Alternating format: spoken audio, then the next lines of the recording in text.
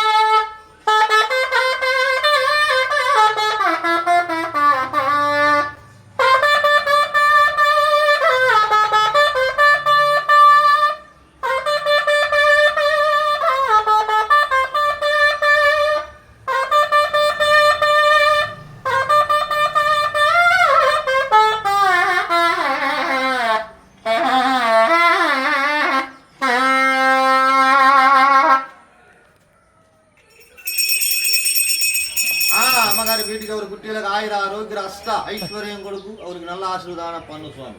ഓം നമഃ ശിവായ. ശംഭോ മഹാദേവ. ഈ അപ്പക്കാളയും കൊണ്ട് വരുന്നവർ നാടോടി സമൂഹത്തിൽപ്പെട്ടവരാണ്. ചിലർ കാളയെ കൊണ്ട് പല അഭ്യാസങ്ങളും കാണിക്കാറുണ്ട്, അതുപോലെ ഭാവി പ്രവചിക്കാറുമുണ്ട്. എല്ലാവർക്കും എല്ലാവിധ അനുഗ്രഹങ്ങളും ഉണ്ടാവട്ടെ.